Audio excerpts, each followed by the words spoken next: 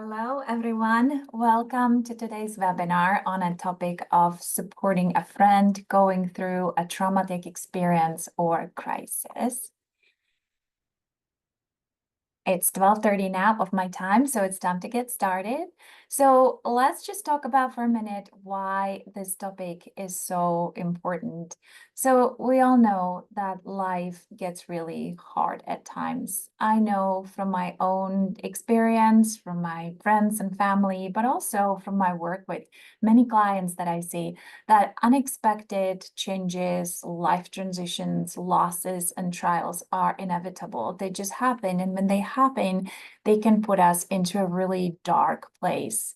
I would say, especially those experiences that are caused by other people can be heartbreaking at times and soul crushing, leaving us confused, on edge, or emotionally numb and just insecure.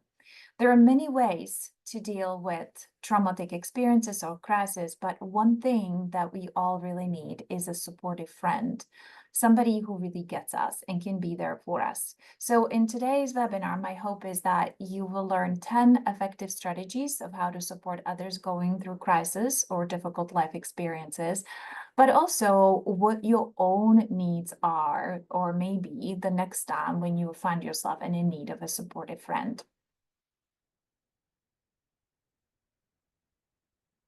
Okay, so here's just a little bit about me. If you don't know me, my name is Dr. Denise Millette. I am a practicing psychologist and a professor of counseling psychology with over 23 years of clinical experience. Time goes by really fast. My specialties are trauma, anxiety disorders, and women's health. I am a founder of Safe Emotions Counseling Center, which is based in Atlanta, Georgia. That's my private therapy practice where I work with clients of all ages, really, adults, children, and families. But I'm also a founder of DM Coaching, which is a brand new international platform that's designed to support women across the globe in creating a life worth of living, especially in the aftermath of traumatic life experiences. The accent that you hear is there. It's from the Czech Republic, where I was born and raised, but I currently reside, practice, and teach predominantly in the United States and Canada. If you want to know more about my work, please visit one or both of my websites to learn more. So now, before we dive in, the Q&A is enabled, so please go ahead with any questions or comments there. I will likely not have enough time today to answer them at the end of this presentation because it is a little bit longer, but I will respond to any questions in a follow-up email when sending out the replay. So let's dive in. So before I guide you through the specific strategies, let's start with just a little bit of psychoeducation on trauma. So what is a traumatic experience? So traumatic experience is really any kind of an event that causes significant emotional, psychological, or physical shock. The resulting trauma is then really the wound or impact that this event has on our mental health and overall well-being.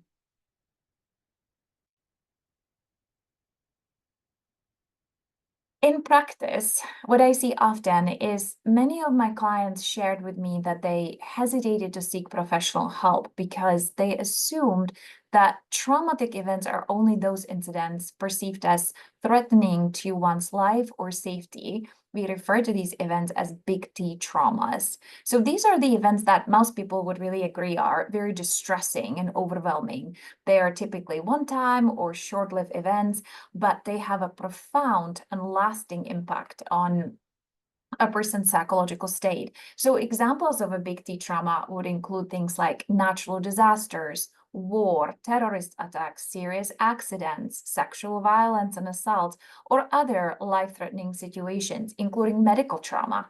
These are events that can lead to post-traumatic stress disorder or PTSD, and they typically do require pretty intense psychological intervention. However, what I really want you to hear is that traumatic experiences are also events that may not seem traumatic to outsiders, but can be deeply distressing to the people who are experiencing them. So we refer to these as little t traumas. So these are the smaller, more personal events that disrupt our daily functioning, overwhelm our coping skills, and cause emotional distress or dysregulation. So examples of these events include things like relationship breakup, divorce, job loss, minor car accidents, or even frequent moving. So while these events might not lead to PTSD, they can still result in a very sort of a decreased quality of life. So the most important thing to understand is that while big T traumas may pose a direct threat to one's life or bodily integrity, a little t traumas can accumulate over time and actually lead to significant emotional, mental, and physical health issues. So in other words, it's not just about the severity of the traumatic experience, but rather about the individual's response to it.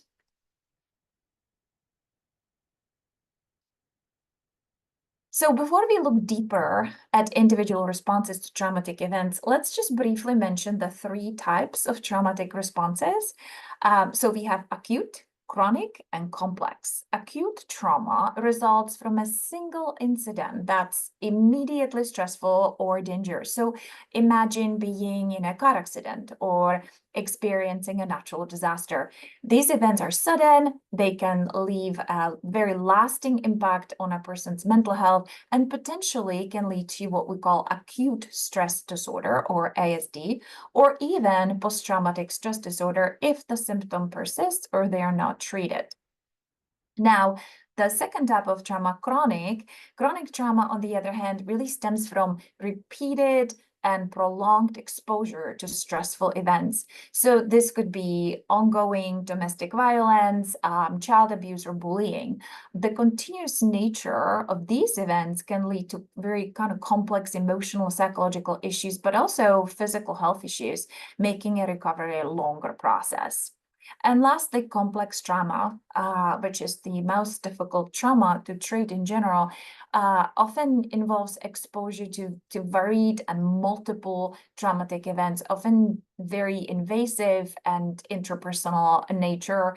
An example of complex trauma would be prolonged abuse or neglect starting in childhood, which really disrupts many areas of personal development and the sense of self. Okay, so now let's take a look at individual responses to traumatic event. So trauma is very complex experience that affects individuals in various ways. It's really not just about the events themselves, but it's also about how we process and respond to these events. The responses to trauma can really vary greatly from person to person, and they depend on many factors, such as genetic predisposition and makeup, brain chemistry, levels of resiliency, and others. So some common immediate reaction include things like shock, denial, sudden changes in mood and behavior. Some of the long-term reactions include unpredictable emotions, intrusive thoughts, difficulty sleeping, flashbacks, strained relationships, avoidance, lack of interest in activities that were previously enjoyed, and even physical symptoms like headache or GI tract issues and chronic pain. So these symptoms can be severe and often have a very detrimental impact on just one's quality of life and well-being. So like I mentioned before, this is sometimes diagnosed as post-traumatic stress disorder, or PTSD. However, even without the diagnosis of PTSD, the distress that comes along with it can be quite overwhelming. So the road to recovery involves understanding these responses and recognizing that they are actually quite common, and then learning coping mechanism. So support from friends and family members and professionals plays a really crucial role in the process, and that's why we are learning about this today. Because recovery is really not about forgetting the trauma, but about processing it and assimilating it and learning to live with the memory in a manageable way. Okay, so let's take a look at these 10 strategies that we can use to support a friend who is going through a challenging life experience. So number one is really active listening. Active listening involves being fully present. That means maintaining eye contact and showing empathy without judgment. It's important to ask open-ended questions when we practice active listening, such as, how are you doing today? As opposed to, are you upset? When your friend can only give you a yes or no answer. And then really reflect on what your friend is saying. Avoid interrupting, avoid offering immediate solutions, because really the goal in this interaction is to allow your friend to express themselves fully and feel heard while talking at their very own pace. Acknowledge their courage to share their struggles with you. And most importantly, avoid minimizing their feelings. Remember, sometimes the most powerful thing that you can do for someone is just simply listen. Number two, showing compassion and validating. So expressing compassion and validating someone's feelings involves, again, active listening and very kind of an empathetic communication. So start by offering a supportive presence, letting them know that you hear and that you are without judgment. Use phrases like, I can't imagine how tough this must be for you, or you're not alone in this. Acknowledge their feelings by saying things like, it makes sense that you feel this way, which can help them actually feel understood. Offer help by asking, how can I support you right now? So again, it's important to avoid minimizing their feelings or offering unsolicited advice. Instead, focus really on creating a space where they feel safe to express themselves and to be vulnerable with you. Because compassion is not about solving their problem, but more about being a source of comfort during these tough times. Number three, initiating a social support system. So this is a really important one because research indicates that social support is considered one of the major protective factors in the aftermath of traumatic events. So with a lot of empathy, begin by having a candid conversation with your friend, seeking their consent to help and understanding their needs. It is really helpful to create like a wellness recovery action plan that includes some essential contacts like therapists and healthcare providers and supportive family and friends. This sort of a safety plan can also list local crisis centers. It can list triggers and corresponding self-care strategies. So really encourage your friend to share this plan with their support network. And if their network is limited, collaborate with them to expand it with resources such as, affordable therapy options or attending support groups, because strong social support will provide encouragement and opportunity for your friend to re-engage with life and to heal. So if you would like a worksheet that I use in practice to create this plan with my clients, just go ahead and send me an email. It's just info@denisamillette.com, and I will send you one of these worksheets so you can use it. Okay. Number four, providing space. So I know I just talk a lot about the importance of social support and community. And while those engagements are highly encouraged, be understanding if your friend just needs space. Your friend or a loved one may not want your help in the moment, and they may not feel like talking or like being around other people. Don't take it personally. Know that isolation and withdrawal are actually very common reactions to traumatic events, even though we try to discourage them. But let your friend know that you will be there and that you are ready for whenever they are ready to connect. Respect their pace and know that healing and recovery really takes time. Number 5, learn and become trauma informed. Yes, this is a really important one. So do some research. Understanding trauma and its profound impact on people is really crucial, especially when it comes to providing support to a loved one who has experienced crisis or a traumatic event. Because by becoming trauma informed, what I mean by that is really being aware and understanding the signs and the symptoms and the impact of trauma. You can create a very supportive environment that kind of builds or fosters safety and trust and healing for your loved one. When you become trauma informed, you will learn how to understand that your friend's behaviors and reactions may actually be influenced by past traumatic experiences rather than personal flaws or weaknesses. When you have that perspective, it really helps you in maintaining kind of a supportive, non-judgmental stance, which again is very essential for the healing process. It's about learning to ask the right questions, offer control and autonomy where possible, and really provide support to your friend to navigate this very complex healing journey.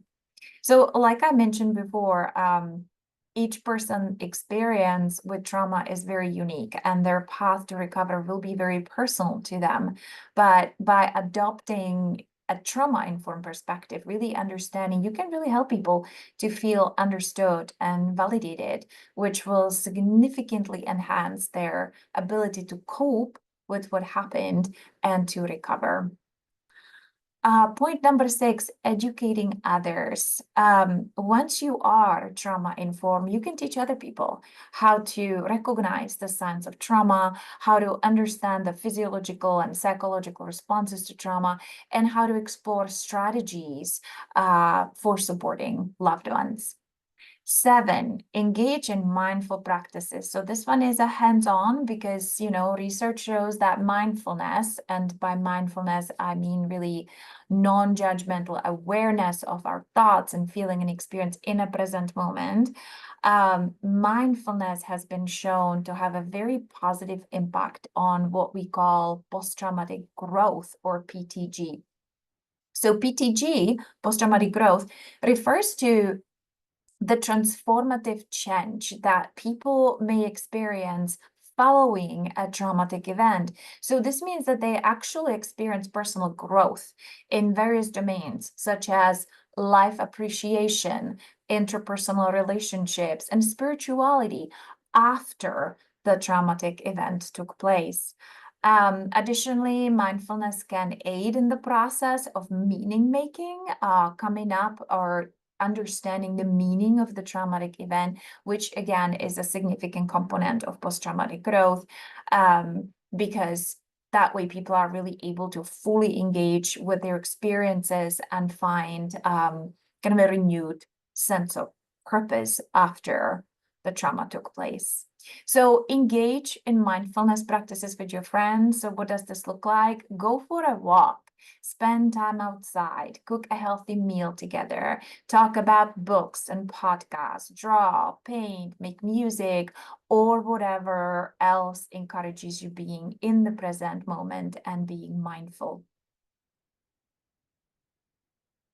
Okay, number 8, being creative.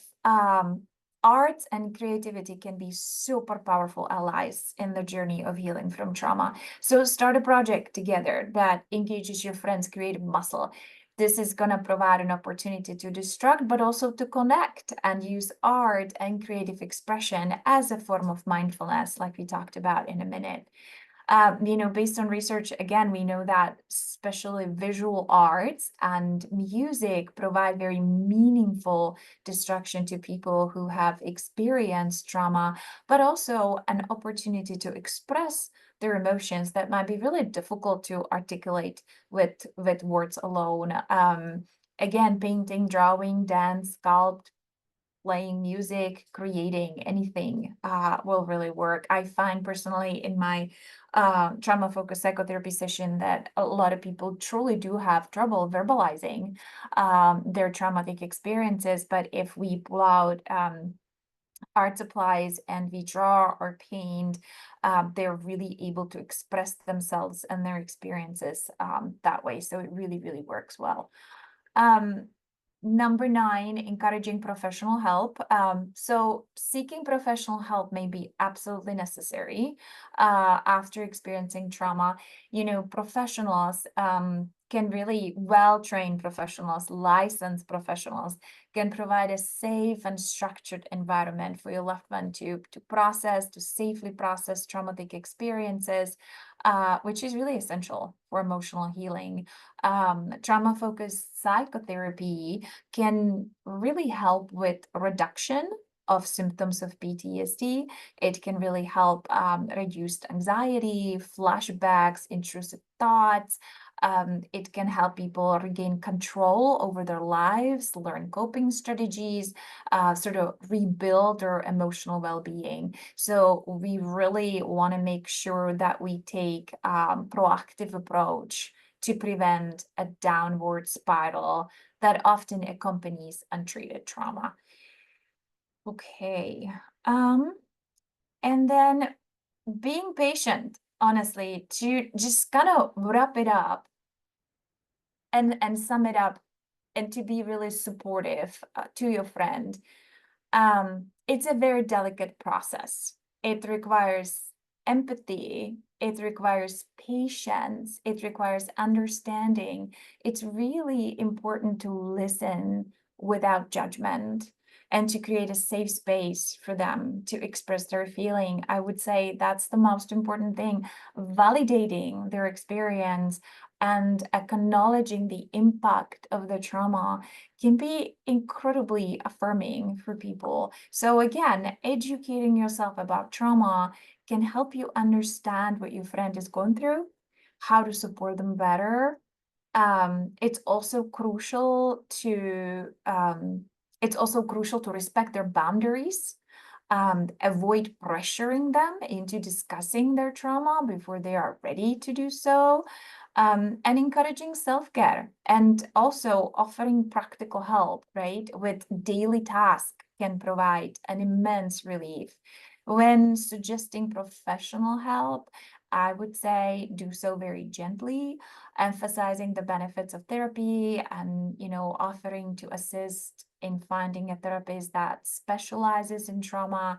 Again, remember that healing from traumatic experiences is a very personal journey that will unfold in its own pace, and your steady support through that can really make all the difference in your friend's recovery process. In all of that, you have to remember that supporting a friend who's going through a traumatic experience is a really profound act of kindness because it's hard. So it's also equally important for you to take care of yourself and your well-being during this time. Self-care is never selfish. It's necessary, really, for you to maintain the strength and the resilience that's needed to be there for other people. So just start by staying informed about trauma and its effects, which helps you provide the right support and understand your friend's experiences better. Remember to set your own boundaries to prevent burnout. It's okay to take time for yourself to recharge. Engage in activities that promote relaxation for you and peace. So deep breathing, walking, journaling, all of those can be beneficial. If you find the situation to be overwhelming, don't hesitate to seek professional help. It's really crucial to acknowledge that while you can offer support, you are not responsible for your friend's healing. That's a journey they must undertake with the help of a professional. So by taking care of yourself, you also will be better equipped to help your friend navigate their path to recovery. So I really want to put a strong emphasis on this And in saying that, really, in conclusion now, going through adverse life experiences or supporting others, in the aftermath of a personal crisis or trauma may feel quite overwhelming, but you do not have to face it alone. Like I said, seeking professional help and support may be the best thing, especially for the long run. At the dmcoaching.life, we have created quite a few resources just to support you in this process, including the Her Journey community that provides educational and social support for women really of all backgrounds that are seeking healing and building a life worth living. So that community is available, and you can join this community anytime, regardless of where in the world you may be. If you needing more personalized approach, support and guidance, we also offer one-on-one coaching with me or a couple of my other coaches as well, or a psychotherapy session if you are in the state of Georgia. We're also, and this is really exciting, launching new grief, loss, and life transition groups in October. We're going to have some in person and some virtual. You can follow us on Facebook to see the upcoming free webinar series, but also there's a YouTube channel that has some meditation practices and previous webinar recordings as well. So many ways work together to help restore balance and bring some healing and effectively managing the aftermath of difficult life experiences and trauma. And that's it. Thank you so much for being here today. I hope this was really helpful, and I hope that you'll come back in September. I will be talking about some of my favorite strategies just to work with calming down the overactive nervous system. So don't miss it. In the meantime, like I said, feel free to email me. I'm going to look at that. I see there's some questions and comments. I'm going to look at them and respond in an email. And I will be also sending this replay to all of you. So thank you again for coming, and I hope to see you soon. Bye-bye.